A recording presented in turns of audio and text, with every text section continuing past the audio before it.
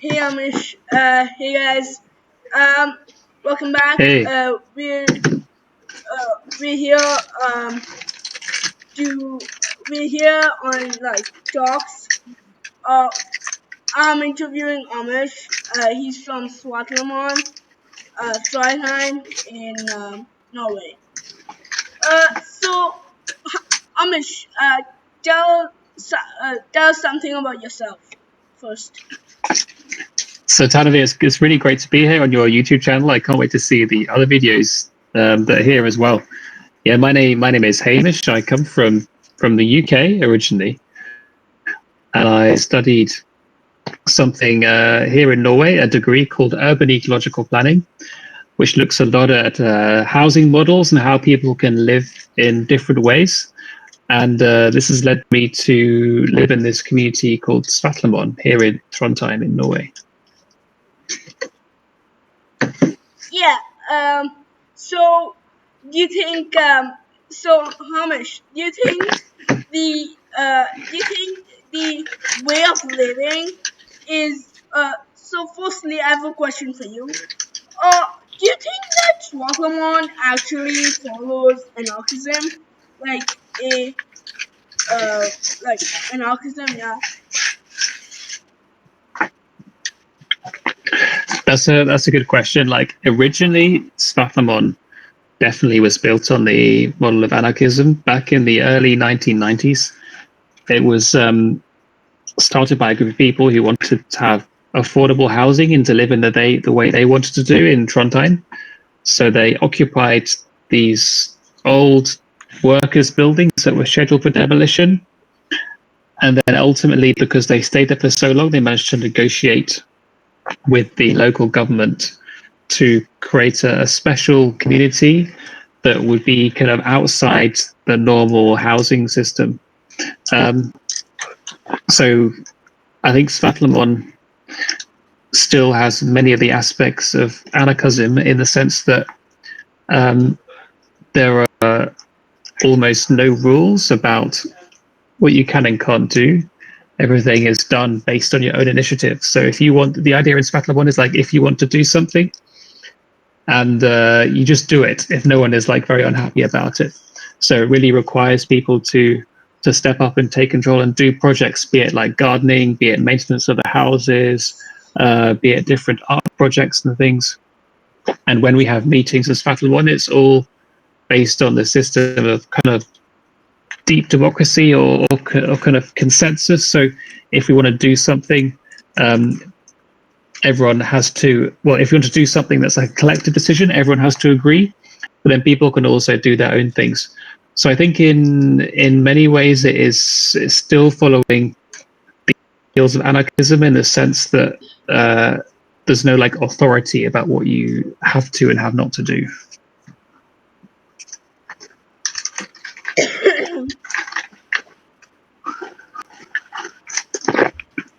Yeah.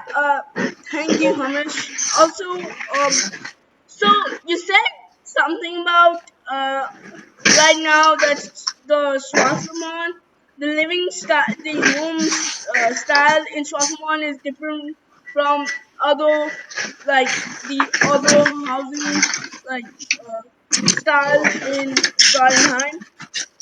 Tell me something about that. Yeah, so the housing in Svatlamon is really diverse. One of the main things is that most of the buildings, they have shared facilities. So people don't have their own toilets, they don't have their own shower, they don't have their own bathroom. Everyone in the building is sharing like one or two toilets, one or two showers, which in Norway is quite unusual. So this is a way of living where you have to work with your house if you want to fix the toilet. You have to work with your house to keep the place clean and stuff. So there's a lot about working together and making like a community. The houses are also very diverse in the sense that there are some old buildings, but also people have built new buildings there as well. And their design is very, very innovative. It's very different to normal housing you find anywhere in Europe. So people use recycled materials they just find on the street. They will use kind of old appliances. They will use like different colored glass to fit in the windows. So it creates the housing which is completely different to the rest of the city, but it means people give it their personal character, and people have to actually do the work themselves. They can't expect someone else to do it for them. So, and also in Svatopod we have lots of mini houses. It's like small houses set up, sometimes legally, sometimes illegally, and so it means you have a place with people are able to, like, especially when they have nowhere else to live, they have somewhere to go where they can put their mini house. And they can be quite secure there. Yeah. Thank you, Hamish. So tell me something about like the the anarchism type that Swartlemon follows. Like, does it follow like let's say capitalism or anarcho pacifism or like anarcho communism? Oh, that's a good question. Um, I don't know so much about the types of anarchism, but I'd say maybe it's more anarcho communism in the sense that there are a few rules, but everything is done like collectively. And also, if people are struggling financially, there is money to help people support themselves. If people can't pay the rent, there is like they won't be forced to pay for some time. So I'd say it's a system where people have to rely on each other, and there is support available when people are people are having a hard time, people are suffering. But I don't know so much about all the Yeah. philosophy of anarchism, so maybe you know much more for Yeah. sure. So yeah. Uh, yeah. I've heard that you've come to India, right? Like, you've come to Yeah, India, yeah, right? several times. Yeah. So like, how do you think does India follow like an anarchism, like somewhat anarchism government, or what? I guess it depends what level you're looking at, because in many like informal settlements or like slums in India, it's kind of a bit more like Svatlamon in that people take individual decisions. There are kind of like informal structures of power, because even in an anarchistic community, there is still power. Like people have more influence because of their personalities or whatever. And it's kind of similar in many places in India, especially I was living in Panaji in Goa for 3 months in one community, and it worked a bit like that there. But India as a whole is kind of different because you have lots and lots of regulations, lots of housing regulations, but these are not always followed. So it's like sometimes they try and impose control, but then also the regulations are not followed because they're either not suitable or people don't want to follow them a lot of the time. But I know in India you have Yeah. many different political traditions, some very interesting ones as well. Yeah. Thank you. So like to so if you like want to explain uh, the political ideology or that anarchism that Solomon follows, uh, to like let's say a person like uh, so like how do you so when was the I who are the people or like who are the people who like thought that Swartlamon needs to be different or like Swartlamon to go needs to follow anarchism. It was the people, I guess, the activists who founded the community back in the early 1990s. They just, in a sense, they were driven by like a need for housing, and they wanted to protect this housing that was there. So they occupied the housing, but also they were politically driven. Like they believed that people should make their own decisions, and that the local government shouldn't be able to tell them like where they can or can't live or what they can and can't do. They were also very afraid of the kind of capitalization of housing, whereby housing is used like currency. Like people buy it just so they can make money. They believe that housing should be for living and based on who needs it. So I guess that's our ideology, and there's definitely a belief in Svatlanwan, like you have to kind of need a house to be there. Like sometimes there have been some people that have had like other houses in the city yet also lived in Svatlanwan, and this is seen as like not a very good thing. Like housing should be there for people who need to live there, not just for making money or anything like this. Yeah, thanks. So, do you think that Swartlaman as a city is like poor, or like it's like moderate compared to like other like cities in China? It's I'd say it's like poor overall. People have less income. A lot of people have part-time jobs, so they do like a lot of artists. And this is actually lucky because people who like have low-paid work, there's still good. Like people who do filmmaking, who are painters, who do music, especially. Often their income is very unstable, and it means it's really hard for them to afford the rent for an ordinary house. But somewhere like Svatlamon, where the rent is very cheap, it's easy to live on a low income. You can have like a stable place to do your projects. So yeah, I'd say overall people are quite poor, but it allows people to do like creative things that means they make less money. So basically, so you so as of now, what we've covered is that Swartlaman isn't actually follows anarcho-communism, but it's like a moderate level of anarcho-communism. Mm-hmm. Uh, Also, India, like if you go to like near slums, it's like you can see that uh, it's got the infrastructure and everything.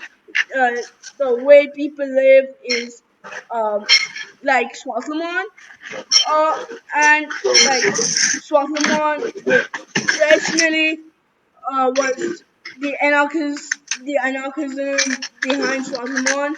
In Swartlaman was started in the early 1990s. Mm-hmm. Um, so what do you think? Do you think that Swartlaman as a city, as an anarchism following city, actually like helps helps the people of Swartlaman like connect and and help